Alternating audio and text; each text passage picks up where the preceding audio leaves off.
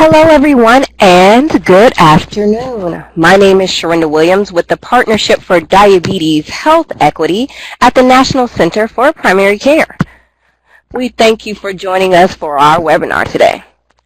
We would love to connect with you at our website, www.diabeteshealthequity.org, or on Twitter at our hashtag P4DHE, or our handle at PFORDHE.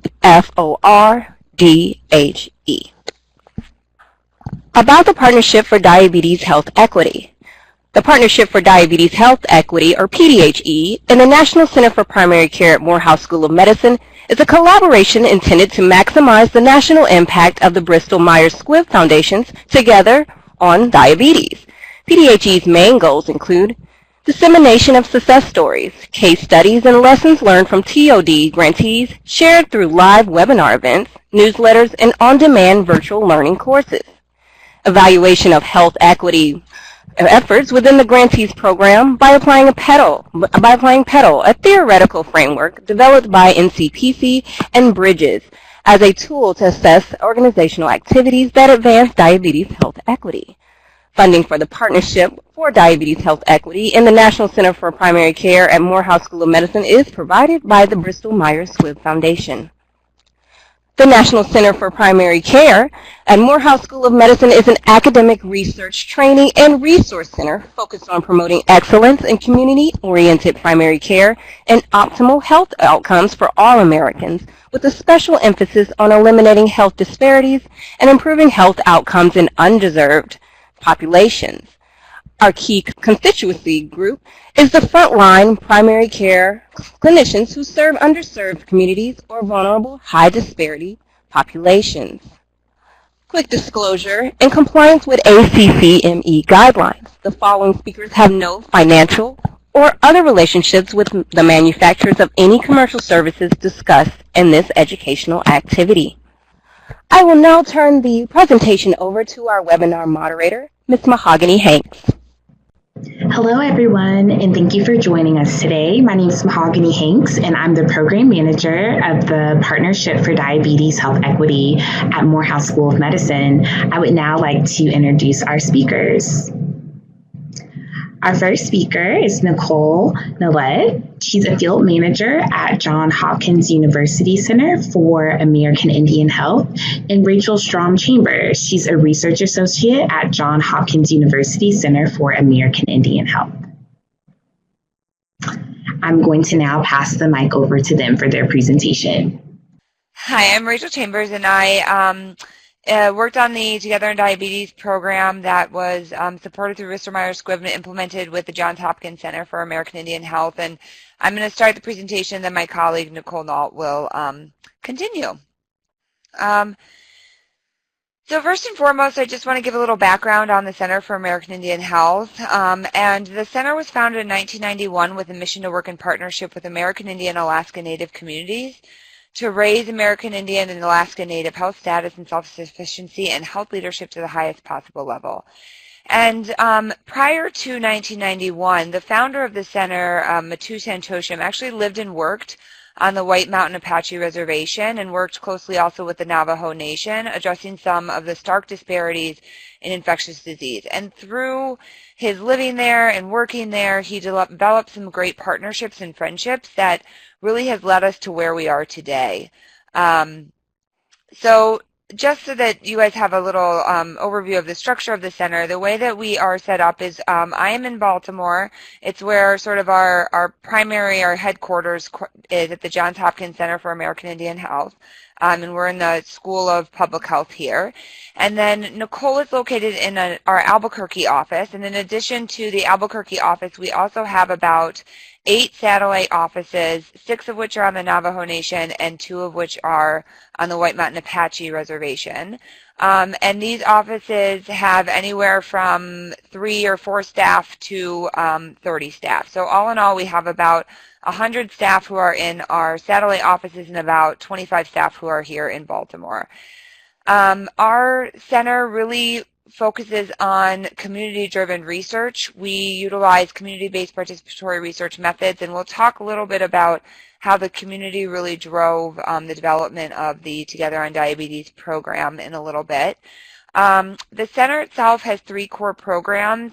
We really focus on training and scholarships for American Indian, Alaska Native people.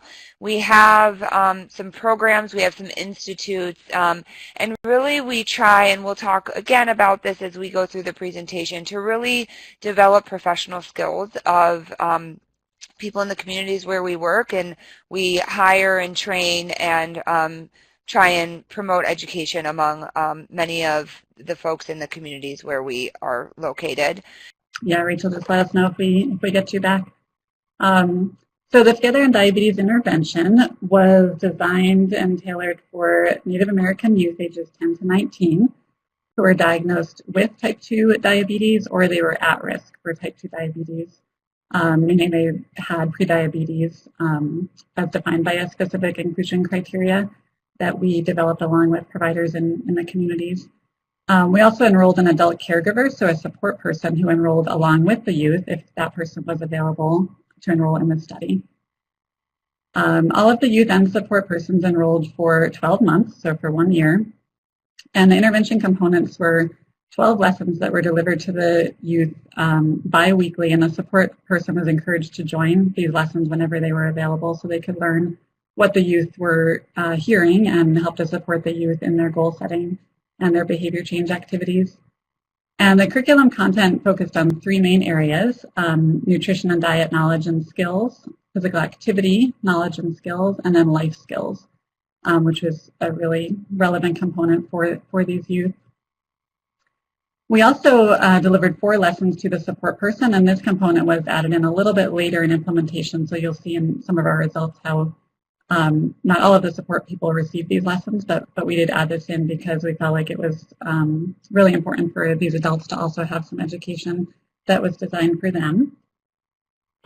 We also facilitated visits with the providers in the community, so these were many times pediatricians who the youth were seeing in the community, and our community health workers who delivered the intervention, they communicated regularly with the providers.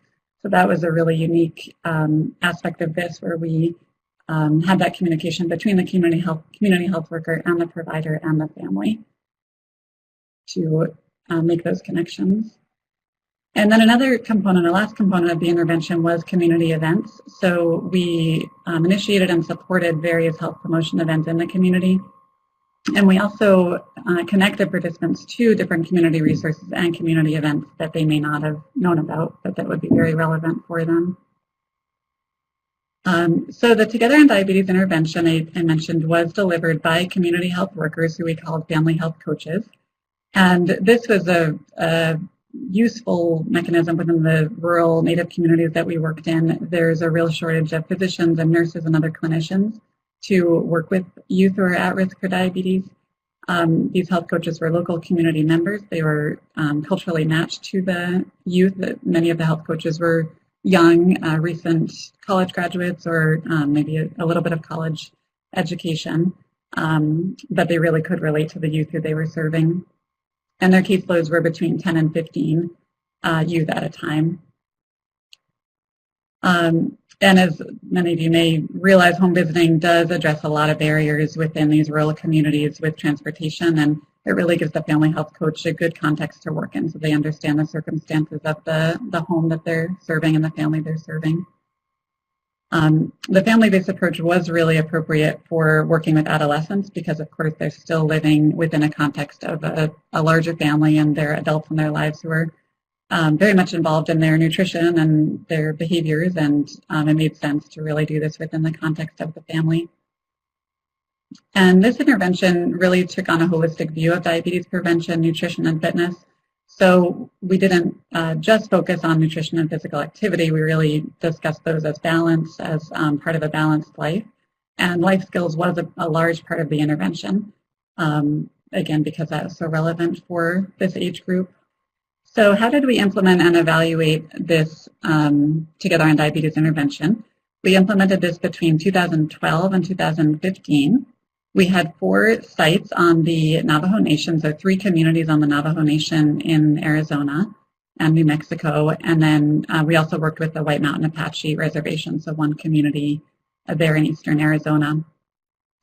The project was really guided and driven by community advisory boards. So each of the 4 sites developed a community advisory board with key stakeholders from their community who met quarterly throughout the year, a little more often at the beginning of the program, and then spread out to about quarterly meetings throughout the year. And they guided the development and the processes throughout the duration of the program. We also had a cross-site steering committee. So this included key stakeholders from each of those community advisory boards, as well as a lot of our study management team and some other advisors who could really provide some expert guidance on the content of this program. So this was a pilot evaluation where we were piloting this intervention and then collecting evaluation data. We had a pre-post design, so the youth and their support person who were enrolled completed surveys and also provided physiological data at baseline at the time of enrollment, also at 3 months following enrollment, 6 months following enrollment, and 12 months following enrollment. So our recruitment and retention, so we ended up enrolling over 250 youth into this program across the 4 sites. We also enrolled 225 support persons. And most of the youth had a support person enrolled along with them, but there was a portion that did not. The average age of the youth was about 13 and a half years old. And again, we were enrolling 10 to 19-year-olds. And then among the support people who were enrolled, the majority were women and the majority were mothers. So we did have some aunts and grandmas and some dads as well, but the majority of these support persons were the moms of the youth who were enrolled. Our retention was very strong. At the end of the year, we had 85% of the youth were still engaged and completed that final visit and final evaluation time point. The chart on the left shows the number of lessons that were completed by the youth. So we had nearly 3/4 of the youth received more than 8 of the lessons. And again, there were 12 lessons total.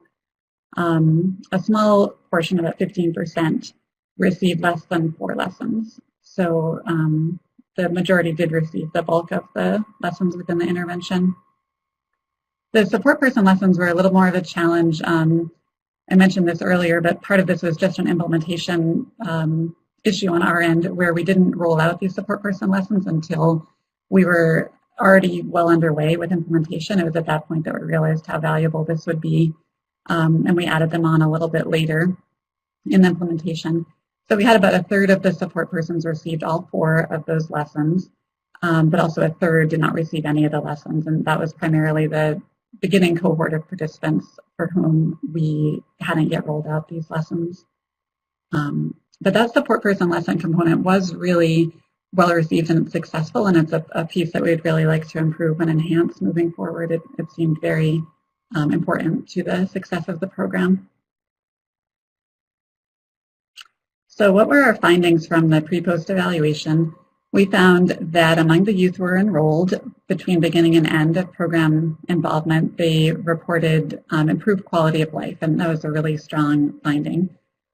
We also saw a decreased number of youth screening positive for depression, so some positive mental health findings from this study.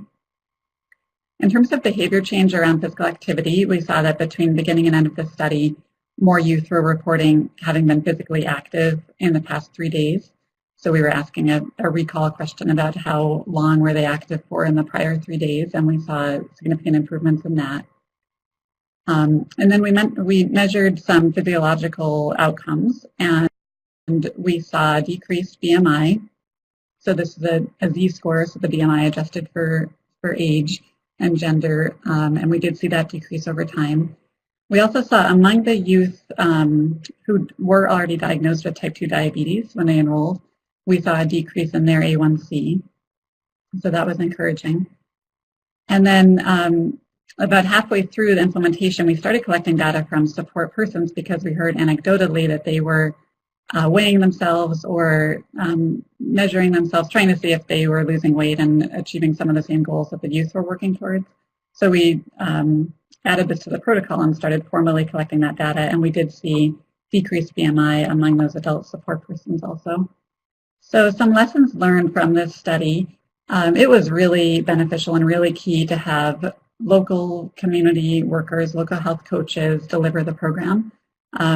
They were so well matched to the youth and really well received in the home by the whole family, and really were the key to the success of the program.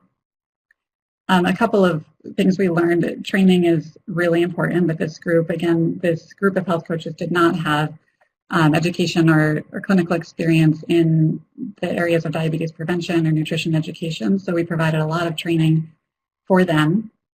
And we also had to, as a team, realize what were our limitations regarding what we could do for these families. The health coaches encountered all kinds of circumstances in the home that were far beyond the scope of what they might be able to address. And our approach to that was really trying to connect the families and the youth to other resources in the community that could help with some of the other challenges that they might have been experiencing. We also recognize through this and through many other programs that our center does is that home visiting is time and resource intensive, but it's really valuable, especially for this content area, because it allowed other family members to participate, and it may have impacted their behavior and health as well.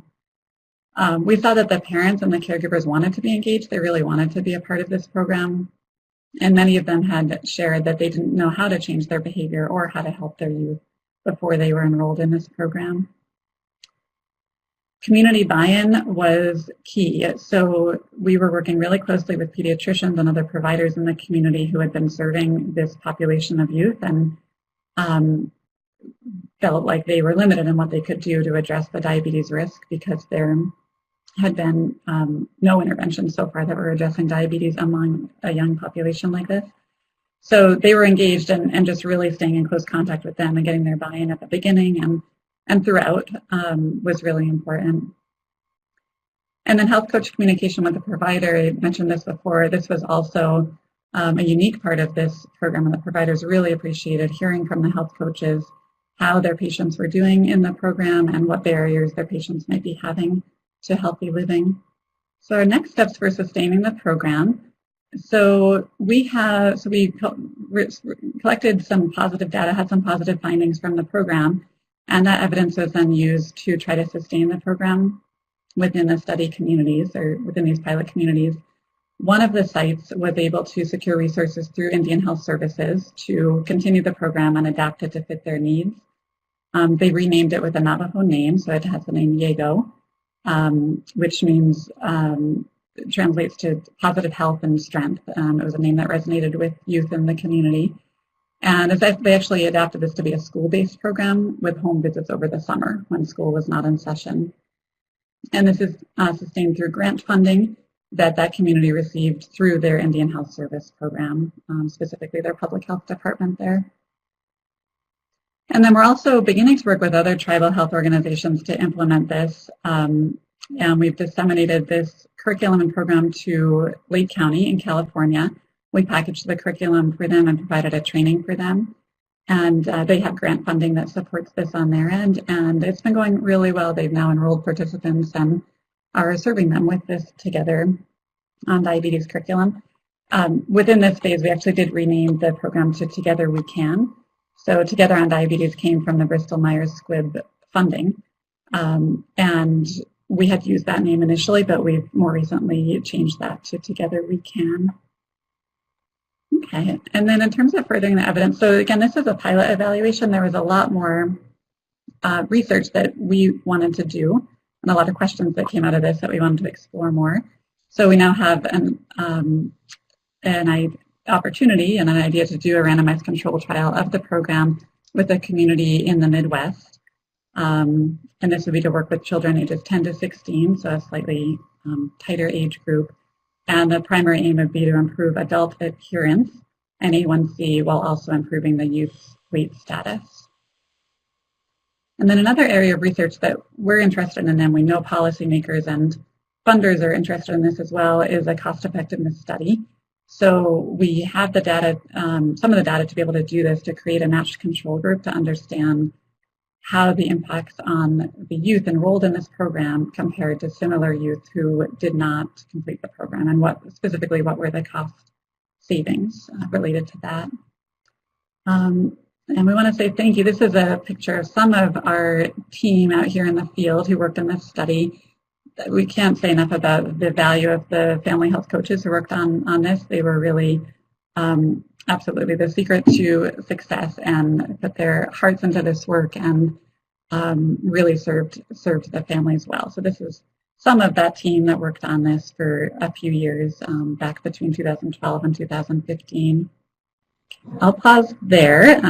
Mahogany, I'll turn it back to you. Thanks so much, Nicole. It was great learning about the presentation, and thank you to Rachel. And in the second part of the webinar, we'd just like to discuss your intervention in a little bit more detail using the Petal Framework. So the Petal Framework was created here at Morehouse School of Medicine and the National Center of Primary Care, along with our partner Bridges, to measure effectively health equity within intervention. So typically, health equity sometimes gets left behind, even though it will be people's purpose to include it. There often aren't measurable steps. So the Petal Framework really creates some practical ways to measure health equity and see where it stands in your project. So there are 5 pillars: prioritize, engage the community, target health disparities, act on data, learn and improve. So we're just going to go through each one, and then when we finish up with this, we can take some participation questions.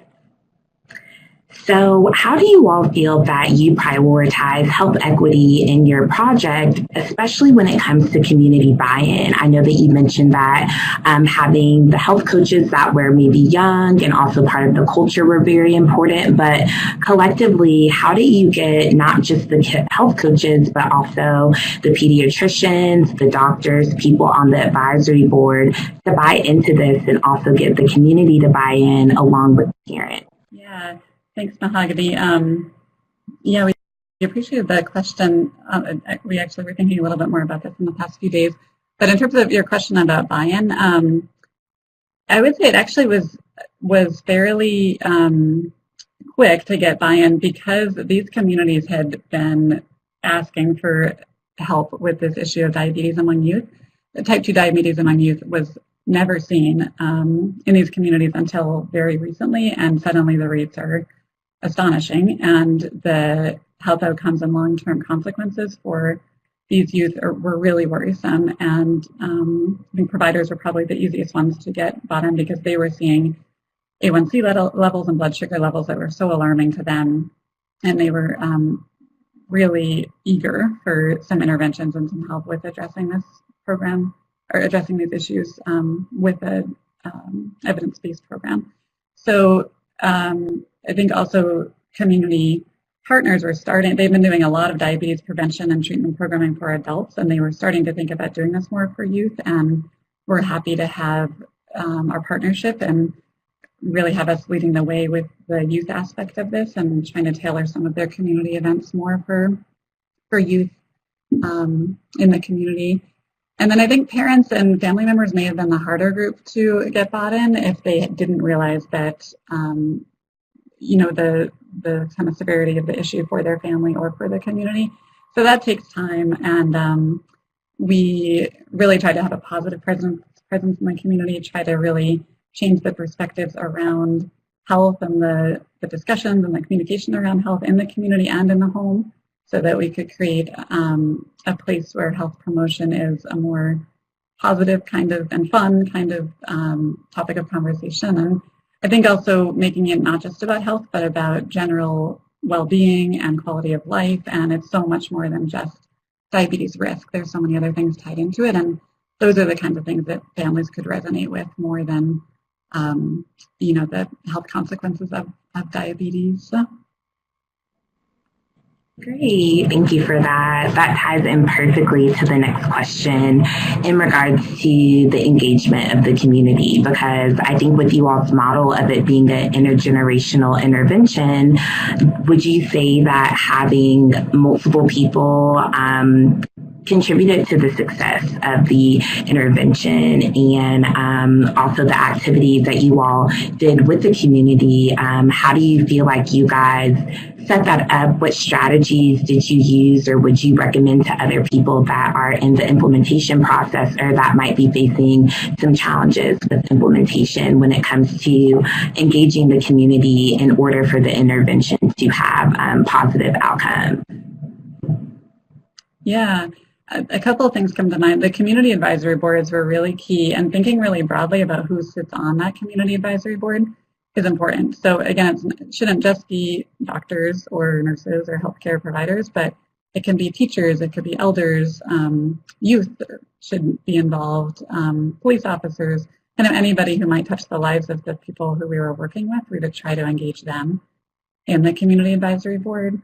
So that was important. I think another important thing was developing a community resource guide for our family health coaches so that they were really clear on what were all of the resources in the community that were available to the youth, and then trying to network with all those resources. So doing a lot of what we called in-services, just simple presentations to all these different community partners to let them know who we were and what we were doing and what we could offer to youth, and similarly learn what they had to offer, and then refer youth to them or try to facilitate youth accessing those resources. And that was a learning curve for our family health coaches. They may have known of some of these resources just from their own lives, but they didn't know all of them. So really helping them to get to know all of these community resources was important. And just becoming very familiar with what all was out there, and being open to continually learning about new resources and services for the youth participants. And do you feel like there was a strategy that worked best? Do you feel like you got the most enrollment when you were promoting things through the youth, or possibly through parents, or through a certain community organization? In terms of recruitment and enrollment? Yeah, I mean, our primary strategy, which worked well, was in that case through the clinics, through the providers, because they were the ones seeing the youth who were at risk for diabetes, and they could put in a positive plug for the program. We actually had them making referrals to us, but ideally they were first saying, hey, there's this really cool, fun program that you may want to join. They're going to give you a call, and giving them a brief information about it so they could kind of lay the groundwork for us to then contact the family. So that was the key mechanism for recruitment and enrollment. But I think also just trying to, again, have that positive presence in the community, and through word of mouth, have it be a positively regarded, fun, cool program for kids to join, and having that sort of status in the community was helpful. I would also add that we did some interviews with folks, with parents and youth after the program, just a handful of them.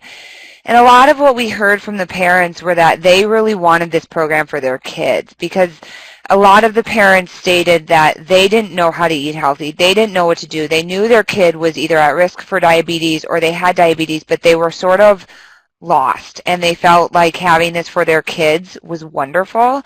Whether they actually participated in with their kids was another story, but I think that they really encouraged their youth to participate, and they really tried to keep good communication with the health coaches because they were concerned about their youth, and they knew that they couldn't, or felt that they couldn't help their youth make those changes because they hadn't learned some of the strategies to live a healthier lifestyle themselves.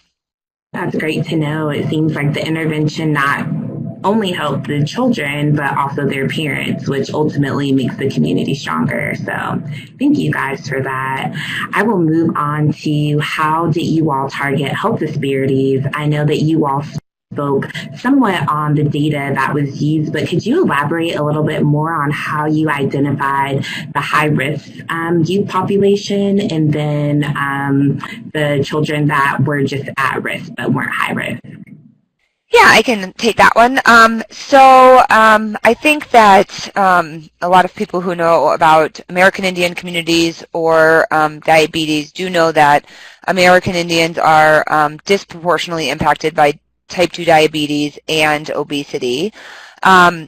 And so that was sort of very clear, and through the search study through the University of Colorado, that data had come out just right before, sort of the prevalence had come out right before we started this program. So there was clear evidence that there was high rates of obesity and diabetes among American Indian youth. And the way that we identified these kids, as Nicole discussed, was really through the providers. And I will also say that I think that one of the reasons this program was successful was we actually went into the cross-site meeting, and there were many providers at that meeting, and said, we want to screen the kids and get them in this program. And they said, you do not need to screen the kids. We have that capability. We don't have a program. We would rather have you put resources towards a program, and we will send you the kids. And so I think that with that statement and that being driven by them, we kind of were able to go back to them, because actually at the beginning we had a hard time with recruitment. We could go back to them and say, you guys wanted to screen them. Can you please help us, increase enrollment? And they did. And originally, when we started the study, our criteria was that they had to be diagnosed with type 2 diabetes or prediabetes based on the ADA guidelines. And it could be a fasting glucose level, or it could be an HbA1c. And the providers sort of came back to us and said, there's just not enough kids that are screening positive for these things. And we don't think that, some of the providers said, we don't think that an A1C is predictive of being at risk for diabetes. We think that there are other factors that are impacting these kids, such as obesity and their lipid panels, that really are just as risky as having an A1C that is a 5.7. And so they came up with their own criteria, actually, for what a youth was considered at risk, and we used that criteria moving forward. And it was a BMI over the 85th percentile or any abnormal lipid panel. And so that's really how we identified those kids, and they had to have a referral through the clinic. And I will also say, just touching on health disparities, American Indian youth are also disproportionately impacted by mental health outcomes, poor mental health outcomes.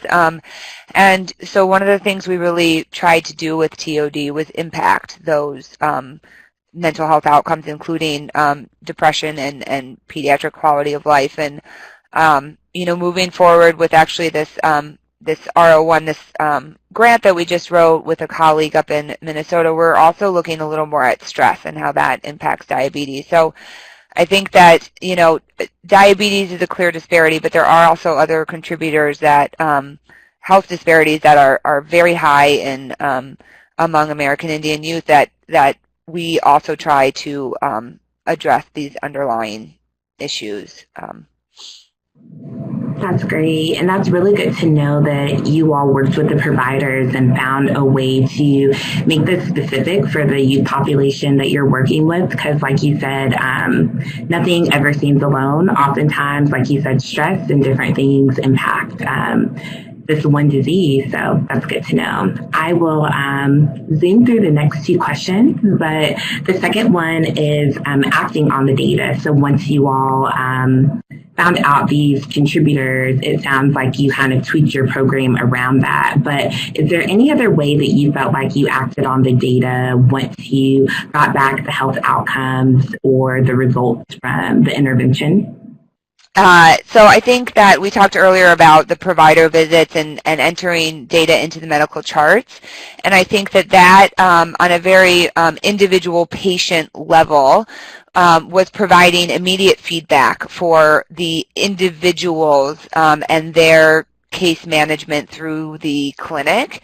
So that is, although it's not hard data, it was data that was sort of coming in and being funneled straight to the providers. We are still working, I think, on a lot of what we can pull from this data and build on. And so what we are doing now, which we have mentioned a couple times, is writing a larger efficacy grant to test the efficacy of this program, because in the end, what we really want to have is an evidence-based program for youth and their families. And, we have good outcomes from this, but it was a pre-post study. There was no control group. And so what we really want to be able to show is that this program does impact health outcomes for youth and their families. And we just need another trial to do that. And so we are working, we've taken that data and sort of tried to, are using it to build and have used it for that grant application. Yeah, and I think those are the primary ways that we've do you acted feel on like the there's data. anything that can be changed on a policy level that might help you all's intervention? I know that sustainability with grant funding is always important, but are there any policies that you think should be implemented or changed that could like remove some barriers? Well, I think there's a lot of conversation going on now around screening kids for type 2 diabetes, and there was a lot of conversation around that with the providers that we worked with, and what does make someone at risk as a 11-year-old for diabetes, so we can identify that those risks and intervene early.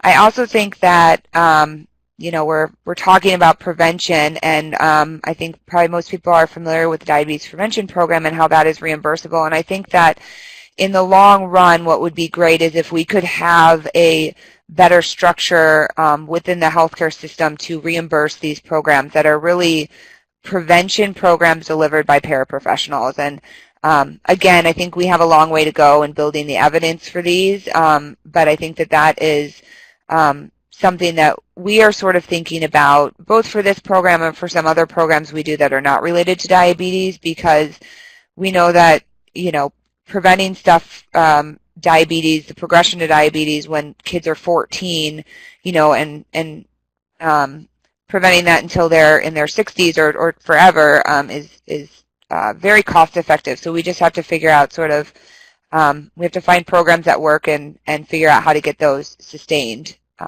Great, thank you for that. And for the last part of Petal, as far as learning and improving, I think it's so great that you guys have such a high retention rate. So in addition to what you've already shared about what you've learned and what can be improved upon, would you guys like to share what you feel contributed most to this high retention rate, and also maybe some challenges that you all did have with retention even though they weren't too large?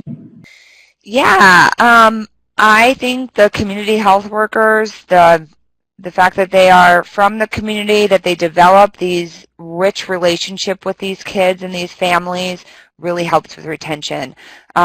We, both Nicole and I, work across a few studies at the center, and we, for the most part, always have about 80% retention. And I think most of our programs are delivered, all of them are delivered by people who are living in the community and forge these relationships, and I think that helps with retention more than anything else. I also think that having parents engaged and for the health of their child really helps, and if parents really understand that their child is at risk for diabetes, and then that there is a program that's going to help them, that parent is going to do everything they can to get that kid in that program and keep them. Even if the parent themselves is not engaged, I think that they understand the need. If they do understand the need for their kids, they are definitely push them to be in that program, and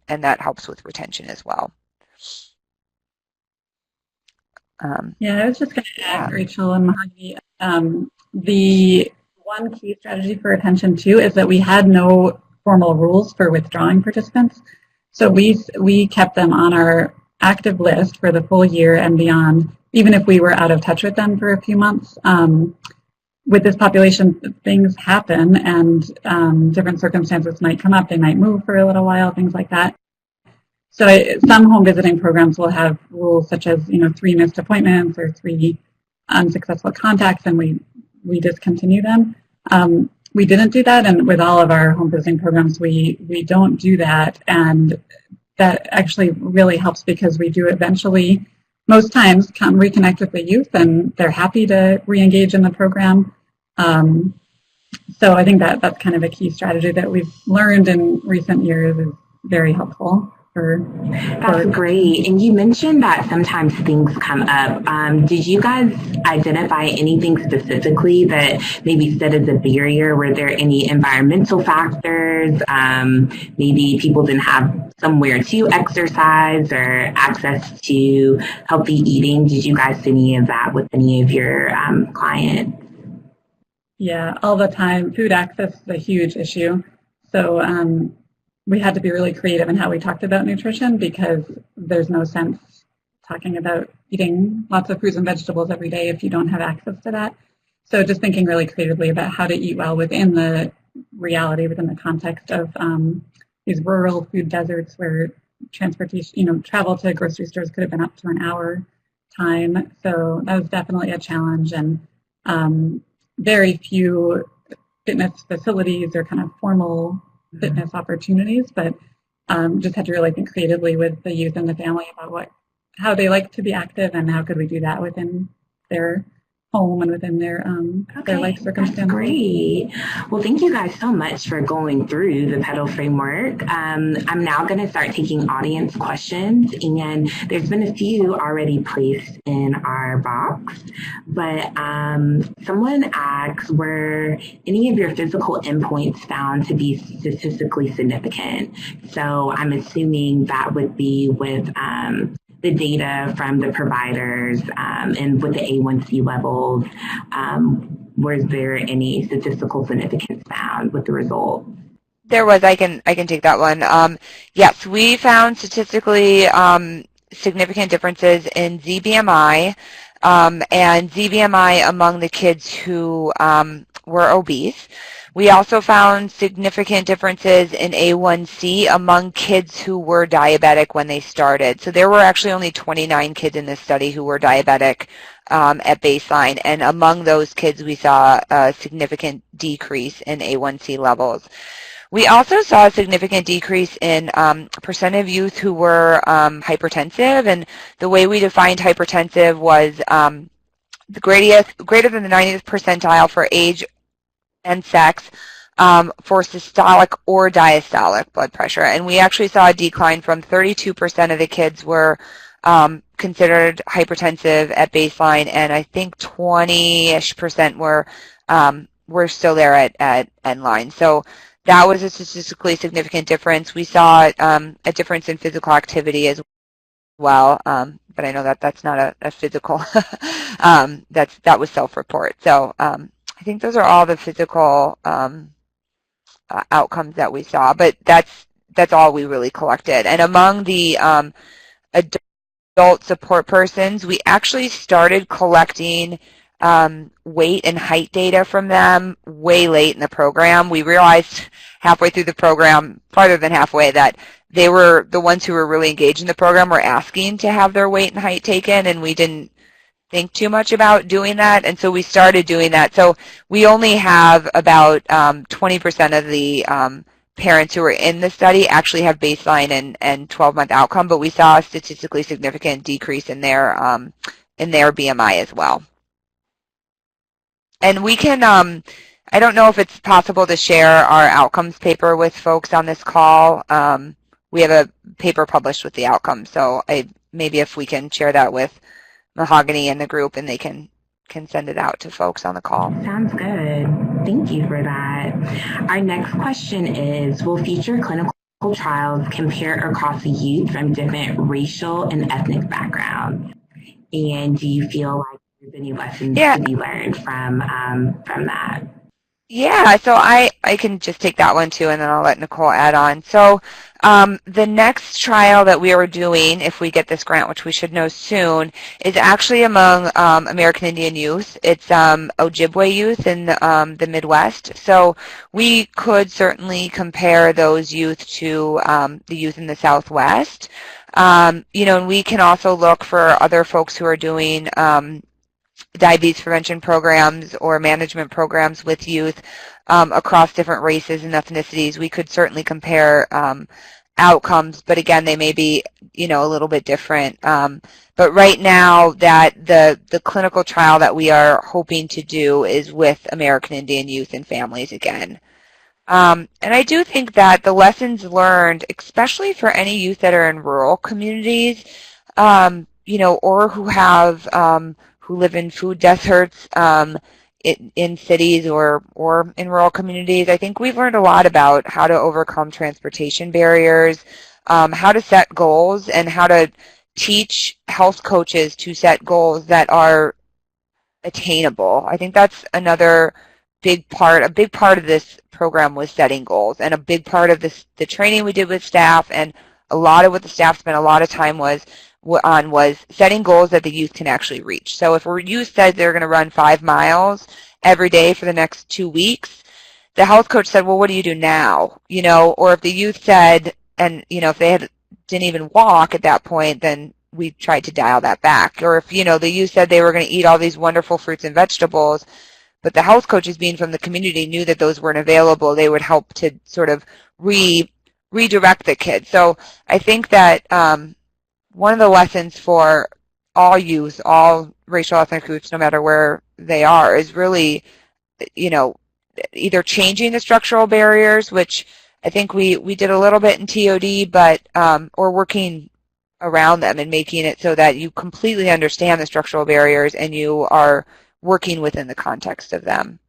Thank you for that. We have 2 more questions. So the next one is, so in our last webinar, we worked with community health workers. It was a payment model that talked about how to sustain them. And so it seems equivalent to what you're talking about with your health coaches.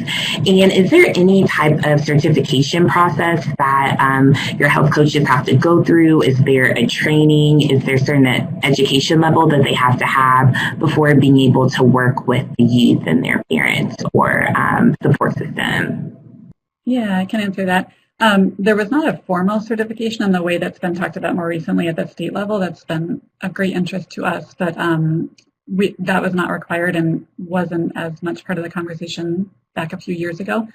But we had a very structured training process within our center. These were staff employed by Johns Hopkins University, by our Center for American Indian Health, supervised by myself or Rachel, and also on-site supervisors at each site. So we had a really structured kind of training checklist where they had to learn various areas of content related to the curriculum, and then also a lot of evaluation training to do the data collection.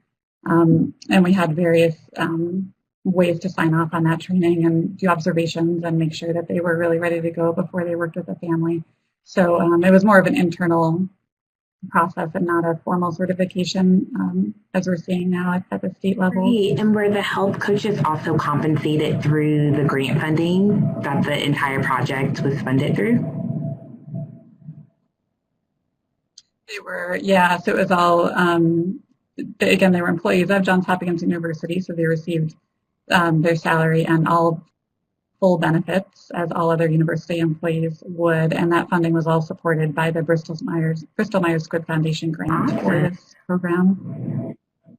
And Mahogany, you asked about education levels. So we required a high school diploma and then some related work experience. We did not require a college degree, so we had a mix of staff who maybe had or did not have a bachelor's degree or beyond. And some related work experience was very helpful, but there was a range. Again, this is a pretty young group of staff, and I think for that reason they were quite effective with these families and with the youth, but they didn't have a whole lot of work experience. So there was a lot of professional development that we did, and really tried to think about how we could build their skills, both for this program and for them individually as they move on in life. And hopefully they left with a pretty strong skill set that was more than what they started with. That's awesome that you guys just opened the door to so many people to have an opportunity to enter the healthcare field and see how they like it at a young age. So that's great. Our last question actually came from a participant during registration, and they said that they are in the midst of implementing an intervention program that's similar, and they're facing challenges when it comes to coordination between the clinic, provider, providers, the parents, and the children, the patients. So if you guys have any advice on the care coordination and how to make it more efficient and how to just make it a more streamlined process, if you guys have any advice. One thing we did that was very helpful was our community health workers at 2 of the sites, maybe 3 by the end, they had access to EHR, to the electronic health records at the clinic, and they could communicate with the providers through EHR. That was very helpful, and it was 2-way communication, so the providers could send referrals or notes about patients to the community health workers, and then the community health workers could update the providers that way. That was effective and efficient. And then I think the other thing was just, these were small communities we were working in, so a fairly small patient population, but just personal relationships with the providers was huge. So finding any way to get your foot in the door and say hello or drop off treats at the holidays or whatever it might be, just to keep up the relationships with the providers and give an excuse to also then go, hey, remember your patient so-and-so, here's a quick update on them. That worked well, but again, I think that's unique to the small communities we were working in.